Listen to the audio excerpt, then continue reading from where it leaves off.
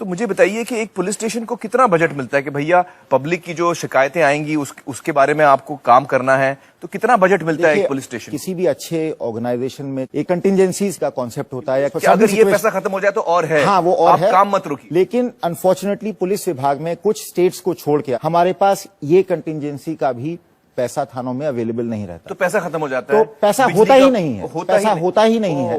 तो अब जैसे फॉर इंस्टेंस मान लीजिए कहीं एक्सीडेंट हो गया जी, और वहां पे कई सारे लोग घायल पड़े हैं या डेड बॉडीज हैं जी, उनको जाके लेके आना है, उनके लिए ट्रांसपोर्टेशन की व्यवस्था करनी है, तो उस सब इंतजाम के लिए भी कई बार हम पैसे नहीं होते हमारे पास। और फिर हम या गुडविल पर या जो लोकल लोग हैं उनको मतलब डरा धमका कर पर्सुएड कर हम उनसे मदद लेने की कोशिश करते हैं अपनी बेसिक जिम्मेदारियों को पूरा करने के लिए। मैं एक्चुअली एक छोटी सी कहानी यहाँ बताना चाहूंगा। मैं एक फिल्म मैंने की थी सरफरोश।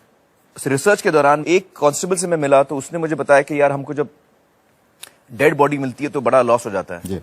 तो मैंने कहा लॉस मतलब क्या?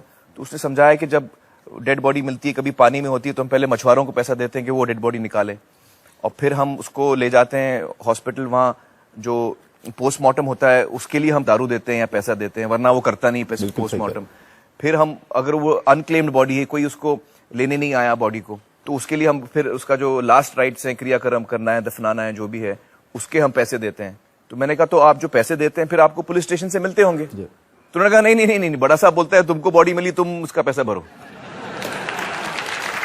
मैं बिल्कुल सही बता रहा हूं।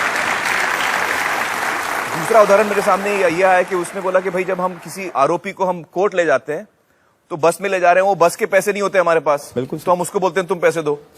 अगर वो पहली दफा आरोपी है तो वो दे देता है, अगर वो सीजन्ड है, थोड़ा मतलब अनुभवी है, तो बोलता है मैं नहीं दूंगा तुम दो।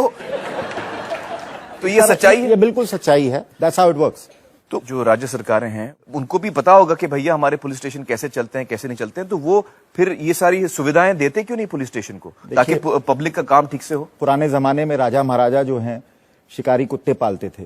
अंग्रेजों ने भी अपने राज में जो पुलिस की जो कल्पना की वो इसी तरह से की कि पुलिस जो है वो ब्रिटिश राज का शिकारी कुत्ता बन के काम करेगी। और कुछ हद तक वो टेंडेंसी जो है इंडिपेंडेंट इंडिया में भी आई है। Ruling party in power wants to see, is not prepared to see the police anything other than their own शिकारी कुत्ता। शिकारी कुत्ते को भूखा रखो, उसको उसी तरह से पालो, ताकि जब आप कहें, जब आप चाहें, आपके इशारे पर वो आम जनता पर या आपके विरोधियों पर टूट पड़े।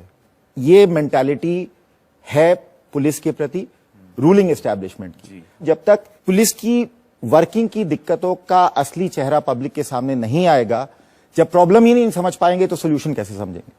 अभिनव जी, ये तो बहुत ही गंभीर बात है।